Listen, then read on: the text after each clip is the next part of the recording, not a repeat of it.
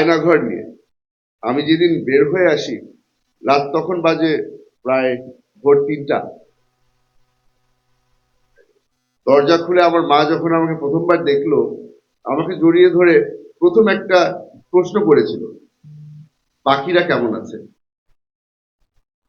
আমার মা আমাকে দেখে খুশি হয়েছিল যে আমি জীবিত আছি, কিন্তু মনের মধ্যে একটা প্রশ্ন রয়ে গিয়েছিল যে বাকিরা কেমন আছে। আমি আম্মাকে ধরে বলেছিলাম যে আমি তো আর কাউকে দেখার সুযোগ পাইনি, আমাদেরকে সলিটারি কনফাইনমেন্টে রাখা হতো, আদৌ বাকিরা কেউ আছে নাকি না আমি তাও জানি না। এটা ছিল আয়নাঘর। যারা যারা আয়নাঘরে গেছে তাদের বাইরের দুনিয়ার সাথে কোনো কানেকশন ছিল না। বাইরের দুনিয়া তো অনেক দূরের কথা, যেই জগতের ভিতরে ছিলাম পাশের সেলে কি হচ্ছে সেটাও আমাদের জানার সুযোগ ছিল না। লড়াই চলতো প্রতিদিন বেঁচে থাকার জন্য। এখন বের হয়ে এসে মনে হচ্ছে যে কি দিন পার করে আসলাম আমরা, কি ছিল বাংলাদেশ। আজকে আপনাদের সবার সামনে একটা জিনিস বলে আমি আমার বক্তব্য শেষ করবো, কারণ এখানে আমার অনেক সিনিয়র মানুষরা আছে যারা বক্তব্য রাখবে। সেই কথাটা হচ্ছে, সেই বাংলাদেশে আমরা কোনো সময় ফিরে যাব না। যেই অত্যাচার আমাদের উপরে হয়েছে, এই ধরনের অত্যাচার আর কারো উপরে আমরা হতে দেব না। এই ওয়াদা করে আমি আমার বক্তব্য শেষ করছি। আসসালামু আলাইকুম। আপনারা সবাই জানেন, অনেকবার শুনেছেন, বারবার করে একই জিনিস বলতে হচ্ছে, কিন্তু একটা জিনিস আজকে আপনাদেরকে বলি। এই নারী দিবস যেহেতু আজকে, কিছু ব্যক্তিকে সম্মান জানানো খুব জরুরি মনে করি। আমার স্ত্রী, আমার মা, আমার বোন, এই ব্যক্তিরা যদি আমার পরিবারকে ধরে না রাখতো, আমার পরিবার ধ্বংস হয়ে যেত। এরকম অনেক নারীরা আছে অনেক পরিবারের মধ্যে যারা পরিবার ধরে রেখেছিল। ওই আমরা যখন ফিরে এসেছি তখন আবার তারা পিছনের কাতারে চলে গেছে। কিন্তু আজকে আপনাদের সকলের সামনে বলে দিতে চাই, তাদেরকে আমরা কোনো সময় ভুলবো না, তাদের অবদান আমরা কোনো সময় ভুলবো না। আমার এখনো মনে আছে, এই যে চলচ্চিত্রগুলো শুরু করা হয়েছে, এটা খুব সুন্দর একটা উদ্যোগ। তবে একজন ব্যক্তিকে আমি আজকে একটু স্মরণ করতে চাই, যে ব্যক্তিটা এই চলচ্চিত্রর সিলসিলাটা শুরু করেছে। আমাদের উপদেষ্টা সাহেব ছিলেন উনি, মোস্তফা সরওয়ার ফারুকী সাহেব।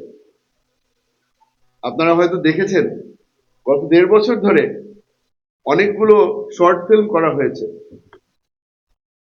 ঘুম নিয়ে অনেকগুলি করা হয়েছে, আয়নাঘর নিয়ে করা হয়েছে। উনি একটা একটা সিরিজ শুরু করেছিলেন, যে আয়নাঘর ফাইল, আপনারা হয়তো দেখেছেন। আমি আপনাদেরকে এখানে যারা উপস্থিত আছেন, আপনারা যারা এই নতুন জার্নিটা শুরু করছেন, আমি তাদেরকে বলবো যে ফারুকী ভাইয়ের সাথে যোগাযোগ করবেন। কারণ উনি যে কোয়ালিটিটা দেখিয়েছিল, ওই কোয়ালিটি যদি আমরা মেনটেন করতে পারি, ইনশাল্লাহ এখানে যারা উপস্থিত আছেন তাদের সামনের জার্নিটাও সুন্দর হবে। আমরা ইতিহাস যেন ভুলে না যাই। আমাদের খোকন ভাই অনেক বছর যুদ্ধ করেছেন, মাঠে ময়দানে যুদ্ধ করেছেন। আজকে আমার সৌভাগ্য দুজন ব্যক্তির সামনে আজকে বক্তব্য রাখতে পারছি, যারা আসলেও আমার জন্য ব্যক্তিগতভাবে একটা ইন্সপিরেশন হিসেবে কাজ করেছিল। প্রথমে তো হচ্ছে গিয়ে আমাদের মাননীয় মহাশিব সাহেব, মির্জা ফখরুল ইসলাম আলমগীর সাহেব। আপনারা টিভির পর্দায় অনেকবার দেখেছেন, যখন আমার দলের উপরে সবচেয়ে বেশি নির্যাতন চলছিল, সামনের কাতারে উনি গিয়ে আমাদের জেনারেল হিসাবে উনি আমাদের জন্য লড়াই করেছিলেন। আমাদেরকে উনি ইন্সপায়ার করেছিলেন যখন এমন একটা সময় কেটেছিল যে আমরা মনে করেছিলাম যে আমরা ধ্বংস হয়ে যাচ্ছি।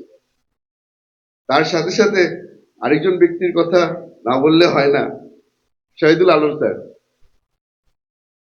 যখন বাংলাদেশ একটা এমন মোড়ে চলে এসেছিল যে আমরা মনে করেছিলাম যে যেই বিগত সরকার ছিল, যে ফ্যাসিস্ট সরকার ছিল, তারা হয়তো পুরো দেশটাকে কবজা করে ফেলেছে।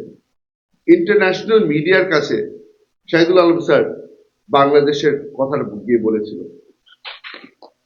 এই ব্যক্তিগুলো খালি আমাকে না, পুরো একটা নতুন জেনারেশনকে ইন্সপায়ার করেছিল। এই ইন্সপিরেশনের কারণেই হয়তোবা কিছুটা অবদান রেখেছিল এই জুলাই যোদ্ধাদেরকে ইন্সপায়ার করার। অনুষ্ঠানের উদ্দেশ্য কিন্তু সবসময় একটা জিনিস হয়, যে ব্যক্তিগুলো, যে পরিবারগুলা সবচেয়ে বেশি এফেক্টেড, তাদেরকে সম্মান জানানো। আজকে সেখানে হয়তো আমরা একটুখানি ব্যর্থ হয়ে গেলাম।